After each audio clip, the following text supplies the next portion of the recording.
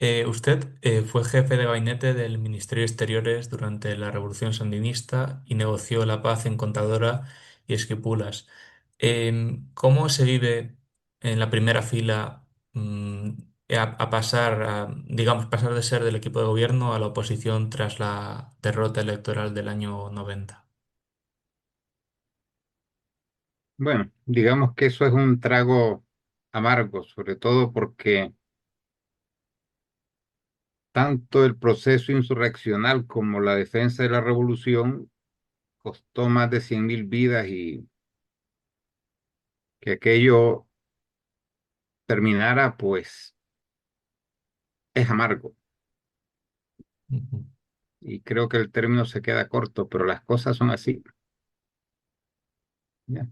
Y bueno, el país estaba agotado, humana, económica, psicológicamente, después de 11 años de guerra y la gente pues a veces hace lo que muchas veces no quería hacer solo por sobrevivir.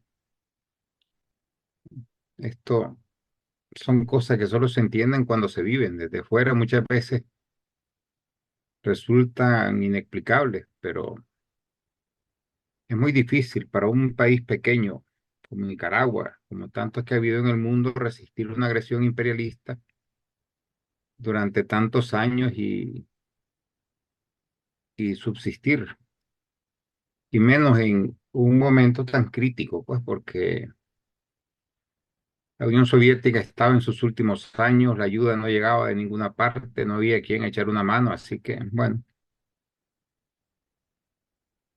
pasó hace muchos años ya, así que ahora hay que ver los ojos hacia el futuro, que está bastante interesante. Ujú. Antes de mirar un poco hacia el futuro, Eh, quería, digamos, hablar, cuando usted fue abogado de Nicaragua contra Estados Unidos en La Haya por las actividades militares y paramilitares de ese país. Estados Unidos perdió el caso, pero luego ignoró la sentencia. ¿Qué lección, digamos, aprendió usted allí sobre el poder real frente al derecho internacional y si sigue creyendo en la Corte Internacional de Justicia después de aquello? Hay que entender que a lo largo de la historia, el derecho ha tenido un valor relativo en la relación entre fuertes y débiles. Y esto ha sido siempre el lado más triste, negro y crítico del derecho, sea derecho interno, sea derecho internacional. Nunca se juzga igual al pobre que al rico. Y en las relaciones internacionales, el derecho internacional vale hasta cierto nivel, pero ya llevado a una situación de confrontación con una potencia imperialista, si esta potencia puede imponer su voluntad, la impone.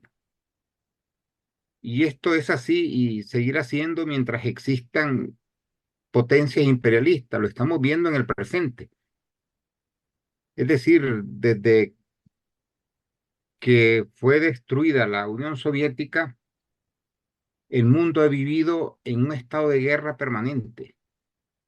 Si lees Yugoslavia, Libia, Irak, Afganistán, Siria, Líbano, ahora Irán, eh, y esto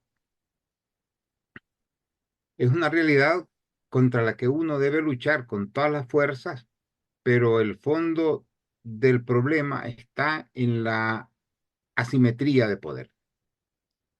Y esto lo trató la Corte Internacional de Justicia en su primer caso, que fue el caso del Canal de Corfú, con sentencia emitida en 1949, en un caso que enfrentaba a Gran Bretaña con Albania. Y allí Gran Bretaña argumentó que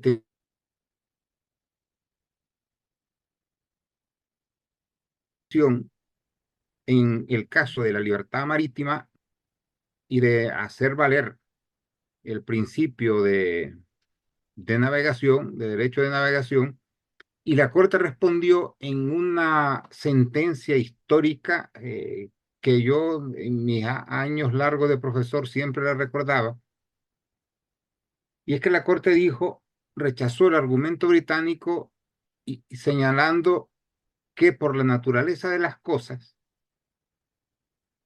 un derecho de intervención solo favorecería a los poderosos. Y eso sigue siendo así, porque en esta vida no interviene quien quiere, sino quien puede. Y vemos que Estados Unidos está haciendo lo que está haciendo, incluso amenazó con hacer desaparecer una civilización como la iraní, pero vimos antes la agresión brutal contra la pequeña Yugoslavia de Serbia y Montenegro. Hemos visto tantas barbaridades que yo no sé por qué asombrarse ahora de lo que hace Estados Unidos. Y desde que desapareció la Unión Soviética, el mundo ha sido sometido a continuas guerras por parte de países atlantistas, como tal alianza, como coalición, como lo que quieran presentarse, pero hemos vivido en guerra y parece que seguiremos así hasta que el accidente colectivo, como yo le llamo, sea militarmente derrotado. ¿Lo que se conoce como Occidente, como proyecto político y cultural, está ya muerto o solo muy enfermo? No, está muerto. Lo que pasa es que primero son las realidades económicas y después las realidades políticas. En derecho nosotros explicamos que el derecho nace viejo.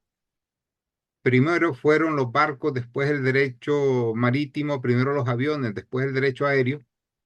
Y eso ocurre también en la sociedad internacional. Es decir, ahora el mundo es multipolar económica y comercialmente. Ya aquellos siglos en los que un grupo de potencias imperialistas poseía la práctica totalidad del PIB mundial ha desaparecido. Ahora la primera potencia económica comercial en términos de paridad adquisitiva es China, la segunda es India, perdón, la segunda es Estados Unidos, la tercera es India, la cuarta es Rusia, y así vamos viendo que en realidad de Occidente, como gran potencia, solo queda Estados Unidos. Y el mundo se ha fragmentado, porque además las economías de mayor crecimiento son economías asiáticas, Indonesia, Pakistán, Irán y otras que le siguen, pues son africanas o americanas como Brasil o México, de manera que el mundo ya es multipolar. Ujú. Falta esa fase de transición que, tal y como pintan las cosas, y yo vengo señalando desde hace años, pasará por una guerra. Como ocurrió con la Primera, con la Segunda Guerra Mundial, pues parece que tendrá que haber una tercera en la que esta multipolaridad económica, militar, comercial, se transforme en política con la derrota militar de Occidente y esencialmente de Estados Unidos. No creo yo que haya una vía distinta a la configuración del mundo multipolar que ya existe para darle una forma política y una nueva organización internacional. Ujú. ¿Cómo es su valoración de la situación global actual? ¿Ve esa guerra próxima? No, los cálculos que yo he venido haciendo desde, vamos, 2017, es que la guerra estará en torno a 2030. Puede ser años antes, puede ser años después, pero las contradicciones se están acumulando de una manera tan grande que eso parece que llegará, pero no ahora. Digamos que lo de Irán es como un ensayo. Esto yo lo señalé en un artículo que publiqué al inicio de esta segunda guerra de agresión contra Irán, que este era como un ensayo en términos reales y en tiempo real de lo que será la guerra en el Pacífico. Porque a fin de cuentas Estados Unidos, por su lejanía geográfica, un país que vive en un continente aislado, como es el americano, solo puede proyectar su poder de manera aeronaval. De manera que sus guerras tienen que ser desde el mar, apoyándose en bases militares de países aliados. Y es solo cuestión de cambiar, pues, Emiratos Árabes por Corea del Sur, Arabia Saudita, por Japón, y vamos a tener un escenario similar por el control de Asia-Pacífico. De hecho, ya han salido en Estados Unidos varios artículos en revistas especializadas señalando que uno de los mayores errores de Estados Unidos en esta guerra contra Irán es que ahora los chinos ya saben cómo combaten ellos y que le han transmitido a China todas las fortalezas, pero también las debilidades de Estados Unidos en una guerra aeronaval. De manera que China y por supuesto también Rusia desde un inicio han tomado nota de las dos guerras contra Irán, porque esto es lo que más o menos se vendrá en unos años. Entonces, en este caso, usted ve la agresión contra Irán como un ensayo, digamos, de lo que vendrá después. Es un ensayo en tiempo real. Y el caso lo más relevante de esta Segunda Guerra es que Estados Unidos se ha empleado a fondo, excepción hecha de la bomba atómica, y no ha podido.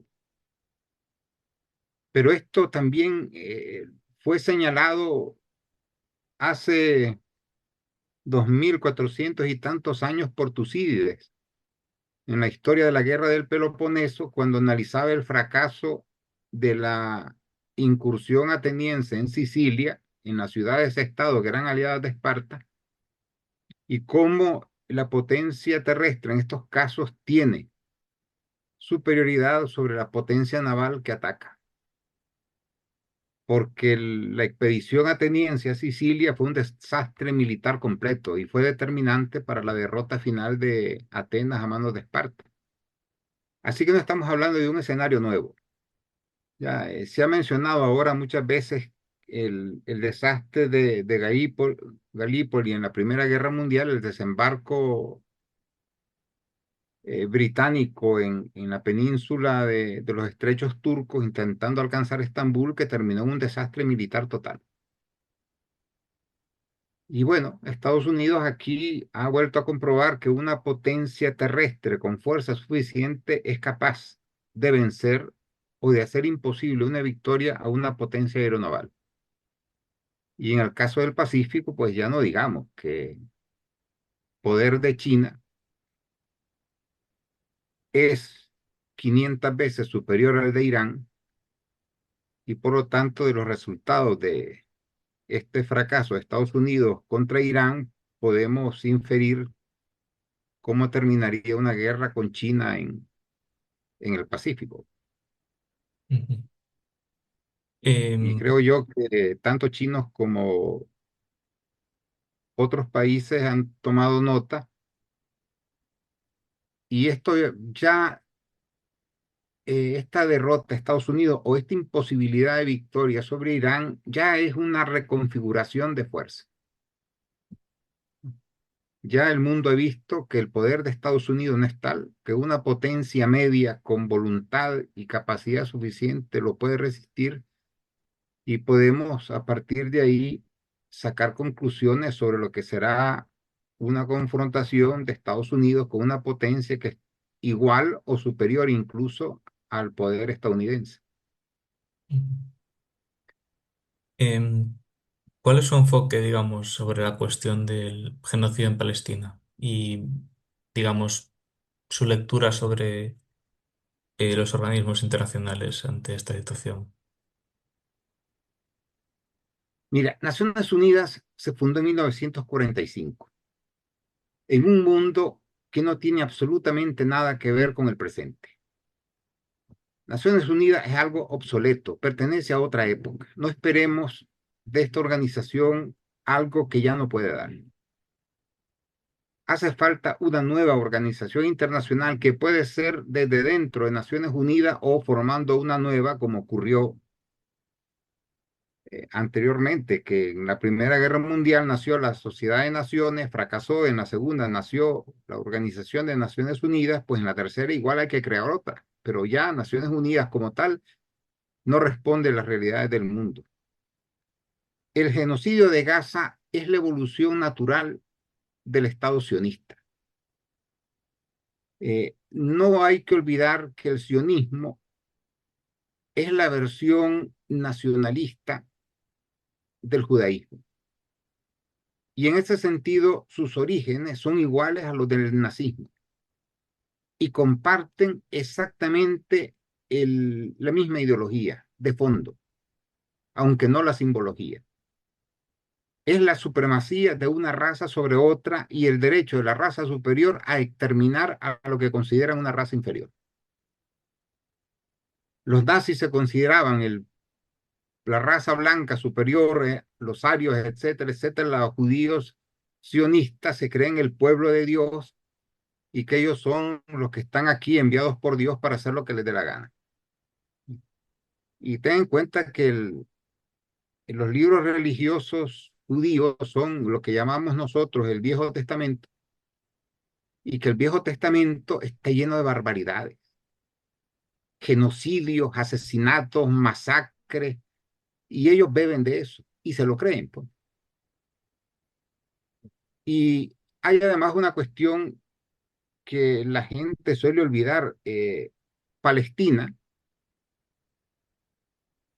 es un territorio de 27.000 kilómetros cuadrados, no hay más. Y en esos 27.000 kilómetros cuadrados están metidos los judíos sionistas y los palestinos, en cantidades casi iguales. Es demasiado poco espacio para dos pueblos, de manera que los sionistas quieren erradicar a los palestinos. Nunca va a haber un Estado palestino mientras exista el Estado sionista. Nunca. Porque eso jamás ha sido considerado por los sionistas como algo viable. De manera que ellos creen que ahora, en esta época, ante, digamos, el hundimiento moral, económico, político de la Europa atlantista y el peso que ha ido adquiriendo el lobby sionista en Estados Unidos, sumado a los evangélicos sionistas, ellos han considerado que era el momento propicio para perpetrar un genocidio en Palestina sin que nadie les hiciera nada. Y se lanzaron sobre Gaza y lo están haciendo ya de otra manera sobre Cisjordania porque su proyecto es dejar a los palestinos sin tierra y obligar a irse. El problema que tienen los judíos sionistas es que no hay ningún país dispuesto a recibir a los palestinos. De hecho, Egipto les ha dicho que sería un casus belli y por eso no sacaron a los palestinos de Gaza en dirección a Egipto, ¿sabe? Porque el proyecto judío era echarlos ahí. Ujú. Entonces estamos ante una situación sin salida, o mejor dicho, la única salida que existe es la desaparición de Israel como Estado. Se los pueden llevar perfectamente a los sionistas a Australia. Ahí hay espacio vacío suficiente para que ellos puedan vivir ahí y practicar su religión sin hacerle daño a la humanidad. Ujú. Em, Ante esa inoperancia que hay de los organismos internacionales, por lo que ya estaba expresando usted, ¿qué soluciones cree que hay ahora mismo para la resistencia de los pueblos, tales como el pueblo palestino o el pueblo saharaui? Mira, estamos en una época de transición entre un mundo que se muere, siguiendo lo que decía Gramsci, tantas veces citado, y el mundo que están haciendo.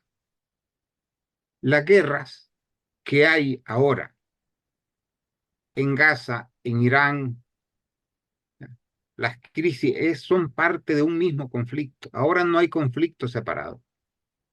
Todos son vasos comunicantes de un mismo conflicto que vinculan la guerra en Ucrania con la guerra con Irán, la guerra contra Irán con la situación palestina con la rivalidad creciente en Asia-Pacífico, de manera que cuando se resuelva este conflicto y se imponga una nueva visión del mundo con el triunfo de las potencias multipolares, estos conflictos van a ser resueltos, entre ellos el palestino y el saharaui, que ahora mismo son rehenes de la política imperialista de Estados Unidos. ¿Ya? Recordemos que Marruecos es el mayor aliado que tiene Estados Unidos en el Magreb y que Israel es prácticamente el Estado 51 de Estados Unidos. En Ucrania la guerra se mantiene por decisión de Estados Unidos y la crisis latente que hay en Asia es también con Estados Unidos. Busquemos por donde busquemos, siempre desembocamos en el mismo país. Y esto reventará en unos años, porque creo que ya estamos llegando a los puntos límites de aguante. En lo referente, digamos, al pueblo saharaui, no ve, digamos, un doble rasero, y a qué lo atribuye por parte de ciertos países si comparamos con la cuestión palestina. O sea, en el caso de saharaui, por ejemplo, retiran relaciones diplomáticas con la República Árabe Saharaui Democrática, mientras que en el caso palestino ponen reconocimientos al Estado palestino, para fortalecer la posición palestina, en teoría. Mira, recuerda, eh,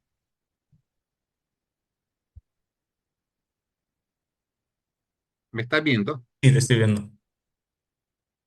Pero recuerda que eh, el Sáhara es un territorio partido, que ahí no hay ningún genocidio, que no se está viendo lo que se ve en Gaza. Eso es así, ¿sabes? Si no hay un genocidio saharaui, hay una ocupación de la mitad del territorio saharaui por Marruecos, la otra mitad la tienen los saharauis. Es un conflicto latente, secundario, porque también es una zona que está fuera, digamos, de los focos de conflicto, pero que es un problema que está ahí y que se resolverá en su momento cuando esta correlación de fuerzas, que ahora es adversa a los saharauis, se invierta y ya definitivamente se impongan las resoluciones de descolonización de Naciones Unidas y Marruecos tenga que abandonar el Sáhara y punto. Como los sionistas tendrán que abandonar Palestina.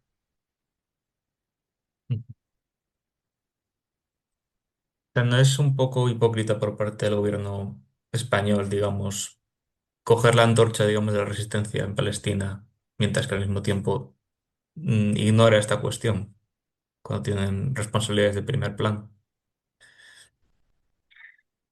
Mira, los gobiernos actúan en función de intereses que ellos consideran cada uno a su manera. Para España, Marruecos está enfrente y es un problema, es muchos problemas, y Gaza está al otro extremo del Mediterráneo. Por lo tanto, el enfoque no es el mismo, no puede ser el mismo. No puede ser el mismo para Egipto, Gaza, que para Egipto, el Sáhara. La geografía en eso condiciona. ¿Qué es una hipocresía? Lo es. ¿Qué es ilegal? Lo es. Ahí no hay género ninguno de duda, porque el Sáhara es un territorio a descolonizar y hay sentencias de la Corte Internacional de Justicia, resoluciones de Naciones Unidas, etcétera, que establecen la ilegalidad de la posición del gobierno español.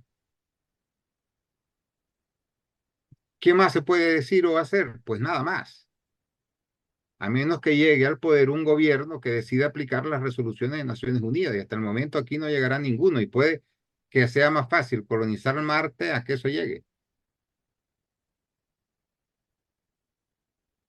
Una cosa, digamos, que has mencionado es, digamos, que el derecho nace viejo. Eh, ¿Cree, digamos, que el derecho está ahora mismo siendo incapaz de salir adelante ante los cambios globales en esta situación? Vamos a ver, es que debemos ver el mundo en su conjunto. Si ves el planeta como si fueras un astronauta, un cosmonauta mejor, verás que la inmensa mayoría de la humanidad está en paz, que la inmensa mayoría se relaciona pacíficamente y respetando las leyes internacionales, que aquí los únicos en el mundo que viven provocando guerras, conflictos y que han desbaratado el orden mundial jurídico, político, ¿ya? Internacional son las potencias atlantistas. No hay ningún país ni grupo de países más que los atlantistas haciendo barbaridades con el derecho y sin embargo son los que más hablan de derecho.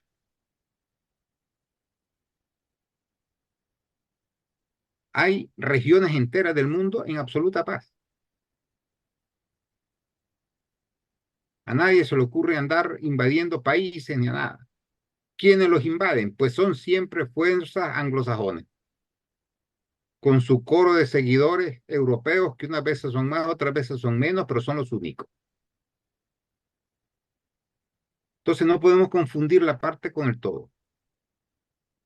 El orden jurídico internacional por regla general, es respetado por la gran mayoría de países del mundo y es violentado, atropellado, agredido, vulnerado, roto por potencias atlantistas, las únicas. Así con lo que hay que acabar es con la coalición atlantista para que el planeta viva en paz. Como si tienes un cáncer ahí, pues tienes que extirpar ese cáncer. Y a eso vamos, a una coalición mundial antiatlantista. ¿Cuál es su lectura, digamos, del avance de los BRICS, que ha superado ya en PIB al G7? Digamos, es el inicio ya o la confirmación de un nuevo mundo multipolar. Y si cree que el poder económico sin supremacía militar se puede sostener. Bueno, los BRICS, como la Organización para la Cooperación de Shanghái, son los ensayos, los órganos desde los cuales se quiere promover este orden multipolar. Son, digamos, los antecedentes, los primeros ladrillos del edificio que se quiere construir, que está por construirse porque realmente queda mucho, porque recuerda, por ejemplo, que una cosa fue fundar Naciones Unidas y otra cosa echarla a andar. Echarla a andar llevó 3 décadas. Porque hay que ir haciendo las cosas poco a poco, pues, porque una cosa es hacer algo jurídicamente y otra cosa es tener todos los órganos materiales, personales, etcétera, etcétera, para que eso jurídico que has hecho se convierta en una realidad. Entonces, claro que el orden multipolar viene, pero será una cuestión que llevará 10 o 15 o 20 años, que en términos históricos es nada. En términos de una vida humana, dice uno, 20 años, claro, en términos históricos, eso es nada. Piensa que la guerra Segunda Guerra Mundial ocurrió hace 80 y tantos años. ¿Cómo será el mundo dentro de 10 años? Te aseguro que poco parecido a este. De hecho, el mundo que existía en la Guerra Fría hasta 1991 no se parece absolutamente en nada al que vivimos. ¿Y cuánto han pasado? 30 años, menos. Así que hay que ver esto con paciencia y entender que estamos en el inicio de un proceso que es lo más grande que ha ocurrido en 5 años. Es un cambio sistémico. A la hegemonía de potencias occidentales será sustituida por países esencialmente asiáticos. Y a Eh, medida que pasen los años y las décadas, este mundo será más asiático, africano, iberoamericano que europeo. Y Europa quedará pues como una parte gloriosa, pero de esas viejas glorias, museo para que vengan los africanos, iberoamericanos, asiáticos a pasear y ver las ruinas. Eso no tiene vuelta de hoja, ¿eh? Nomás hay que ver los datos económicos, son estremecedores. Y ya no digamos los datos poblacionales. pero ese poder económico, sin supremacía militar, se podrá sostener, o eso es algo que ya ha cambiado. Vamos a ver, la supremacía militar la tienen ahora Rusia, China, la India, Irán. Si pensar que Europa o la OTAN tiene una supremacía militar superior a la suma de Rusia y China es no vivir fuera de este planeta. De toda la laraca en torno al poder militar de Estados Unidos, pues ya Irán se ha encargado de bajar la tierra. Así que la supremacía militar está, lo que no se han medido son las armas.